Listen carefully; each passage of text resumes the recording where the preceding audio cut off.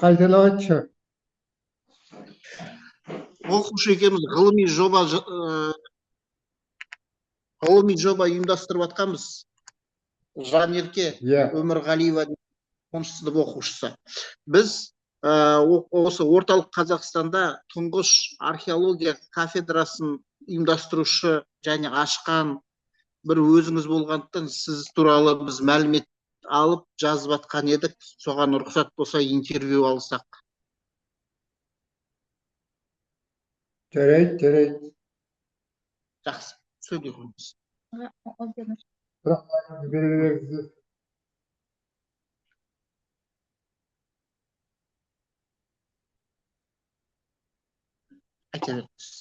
Сәлеметсіз бе? Мен Республика атындағы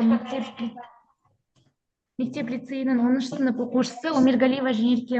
Сізбен танысқаныма қуаныштымын. Құрметті Сағындық Обайұлы Жауынбаев, сізбен кездесіп отырғаныма өте қуаныштымын. Сіз Қазақстан археологиясының дамуына зор үлес қосқан ғалымсыз. Әсіресе орталық Қазақстанның қола дәуірін зерттеу бағытындағы еңбектеріңіз бізге өте үлкен үлгі болып табылады. Мен өзім археология және тарихқа қызыққандықтан және сіз туралы ғылыми жоба жазып отырғандықтан сізбен кездесу маған өте ерекше және маңызды болып табылады. Сол үшін сізге бірнеше сұрақтар қойсам қарсы емессіз бе?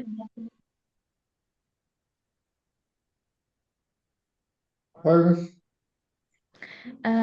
Археология қызығушылығыңыз қалай басталды? Сол жайлы айта кетсеңіз.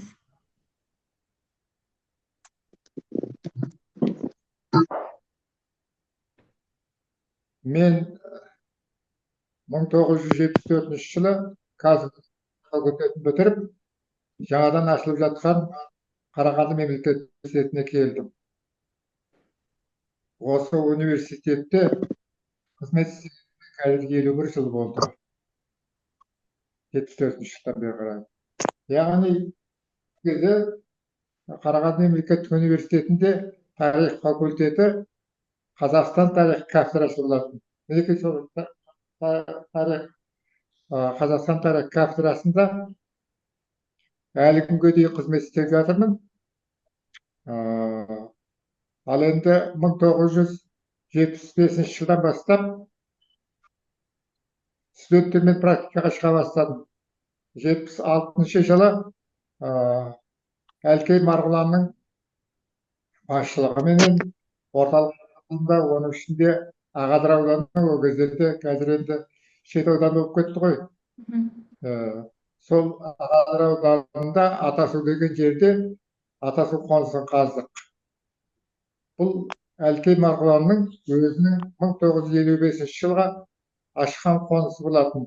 1975 жылдан бастап қазір мен Әлекеңменен 10 жылдай бірге осы жерде Атасу қонысында, яғни қазба жұмысын жүргіздік. Атасу қонысы қазіргі Жаңарқа ауданы Қызылтау деген совхоз бар. Совхоз болды бір кездерде. Қызылтау, Ортау деген совхоздар. Осы совхоздардың территориясында болатын. Сол жерде біз қазба жұмыстарын жүргіздік. Атасу қонысы біздің эрамызға дейінгі 2-ші мыңжылдықтың аяғы, 2-ші мыңжылдықтың басында адам баласы өмір сүрген қола дәуірінің қонысы, металлургия қонысы. Осы Атасу қонысынан 10 жылдың ішінде біз 25 пеш таптық, металл қорытқан. Және 25 пештің сол пештердің негізінде мен кейіннен кандидаттық диссертация қорғадым. Ал енді Әлекеңменен 10 жыл жұмыс істедім ғой. Әлкей Марғұланменен бірге оның оқушылары ұстазым Меркашев Қадырбаев деген болды. Сол кісімен бірге қызмет істедік.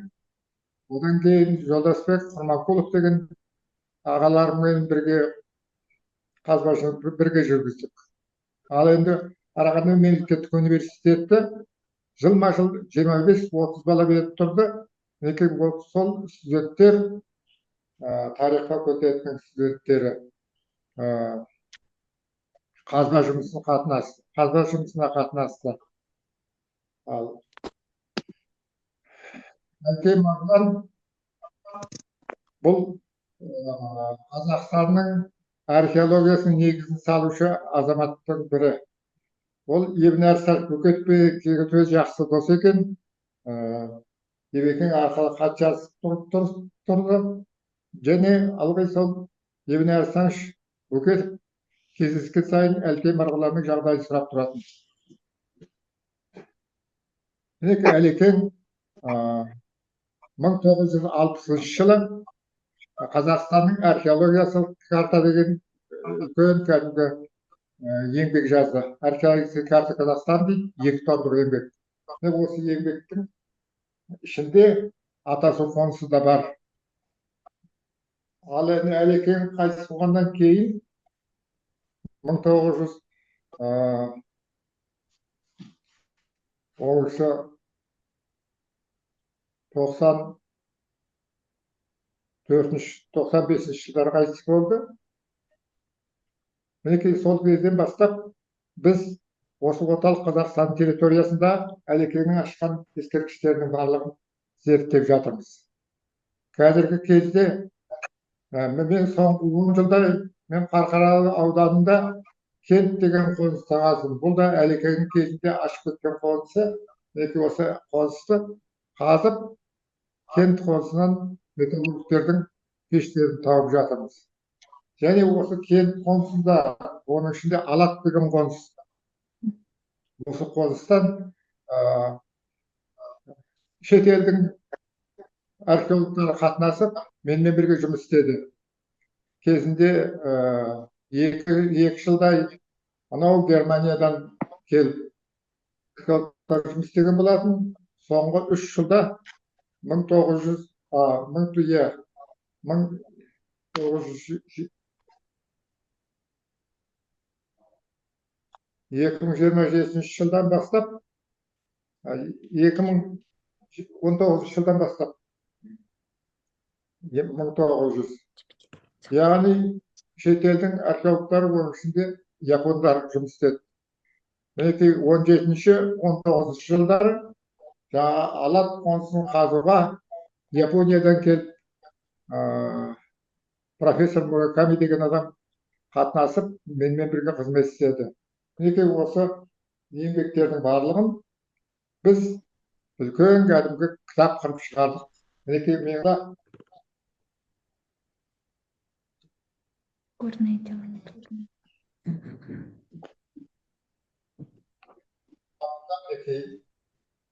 қола дәуірінің жәдігерлері дейді.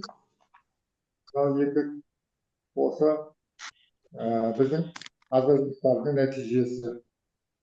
Ал енді соңғы кездері біз мынау Шет ауданында Нұраталы деген жерде қазба жұмыстарын жүргізіп жатырмыз. Ол қола дәуірінің соңғы кезі, яғни Бейғаз дәуірі деп аталады. Осы дәуірдің ескерткіштерін қазып жатырмыз. Екінші сұрақ қойса болады ма? Айта беріңіз, сұрай беріңіз. Экспедиция кезінде есте қаларлық ерекше оқиғалар болды ма?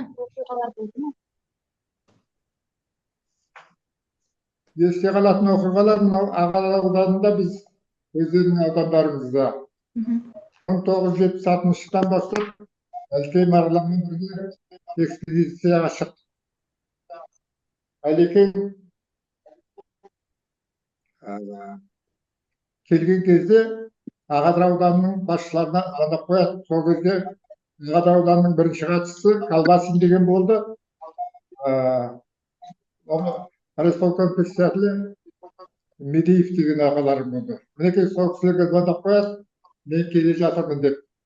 Міне сол Әлекең келе жатқан кезде Ағадыр ауданының бүкіл үлкен кісілерінің, яғни жерді білетін, сол жерлерде ұзақ уақыт тұрған үлкен кісілерін шақырып қояды. Үй тепкізіп, Әлекеңді бір күн қонақ қылады. Мінекей сол кездерде әлекең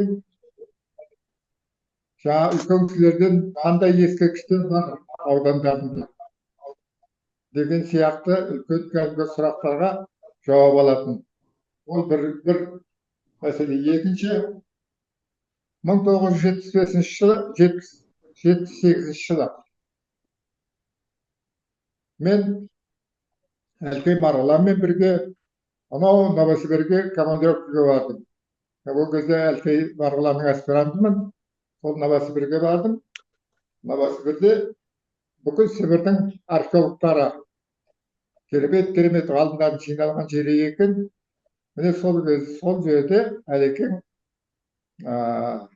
Қазақстанның археологиясы, оның ішінде түрік халықтар туралы, түрік қағанаты туралы жалпы бір сағаттай лекция оқыды. Ешқандай қағазға қарамастан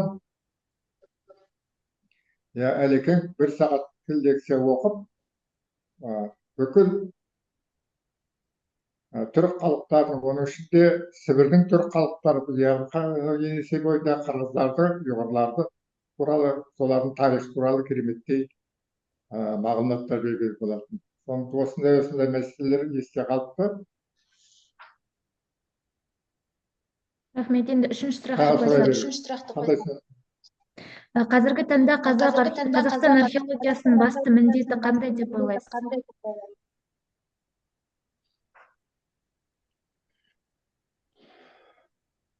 1960 жылы айттым ғой жаңа.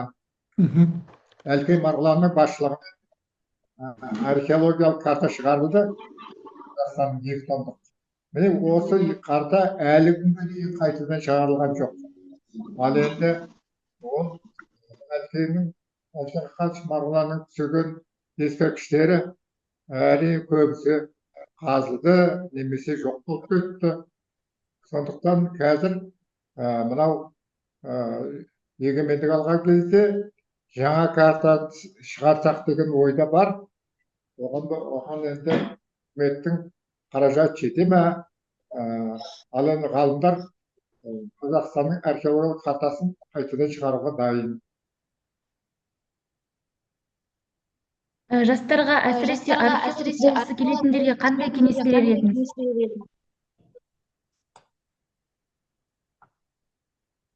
Ол археология деген ғылым өте қиын ғылым. Археологияны білу үшін, археологиямен айналысу үшін геологиямен және тарихпенен өте жақын болу керек. Сондықтан археология ғылымы қиындау ғылым. Дегенменен археология ғылымы өте бір жақсы ғылымдардың бірі. Себебі біз өзі жазу, сызу, кенделеу дамыған елміз. Басқа елдерге қарағанда біздің жазу, сызуымыз кейін дамыды. Дегенменен аталарымыз біздің территориямыздағы, Қазақстанның территориясында көптеген ескерткіштерді қалдырып кеткен. Әсіресе мынау тас дәуірі, қола дәуірі, ежелгі темір дәуірі, кеше жаңағы айтқан түркі кезеңінің ескерткіштері, одан кейін түрік қағанатының, одан кейінгі қыпшақтардың да Дешті Қыпшақтың кезеңі, одан кейінгі қазақ хандықтарының кезі, осы кездердің барлығы осылардың тарихы тек қана археология ескерткіштері арқылы зерттеуге болады. Сондықтан жастардың алдында үлкен мәселе тұр. Егемендік алғанымызға мінекей 35-36 жыл болды ғой. Әлі негізгі алдымызда жұмыстың барлығы. Ал енді мынау қазір Қазақстан тарихының 7 томдық шығып жатыр. Қайта кәдімгі шығармай, мынау солтүстіктегі көршілеріміз созып жатыр, дегенмен 7 томдық дайындалып жатыр. Сол 7 томдықта біздің Қазақстанның территориясында археология ескерткіштер туралы үлкен мағлұматтар болады. Соның бірінші, екінші томы барлығы дерлік осы археология ескерткіштерге негізделген. Солардың сонда табылған заттарға негізделген. Сондықтан археология ғылымы болашақ үлкен алдында өзінің зерттеушілері күтіп тұрған ғылымдардың бірі. Біз тарихқа күтетін археология деген кафедра ашылды. Археология кафедрасында қазір бірінші курстан бастап 4-ші курсқа дейін 20 шақты бала оқып жатыр. Жоқ,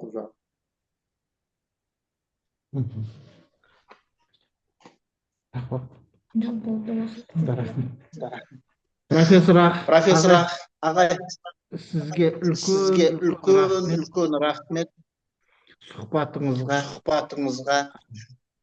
Алла амандығын берсін, мықты болып, апайымызбен бірге апайымызбен бірге жасай қазақ беріңіздер. ғылымына, ғылымына, тарихына жаңалықтарды жаңалықтарды қаламыз сиясы қаламыз таусылмай сиясы жаза таусылмай беріңіздер. жаза беріңіздер. Шәкірттеріңіз көп болсын. Рахмет сізге. Рахмет сізге. Рахмет. Алтын уақытыңызды бөліп кеткенін білген үшін сізге көп рахмет айтамыз. Рахмет, сау болыңыз. Сау болыңыз.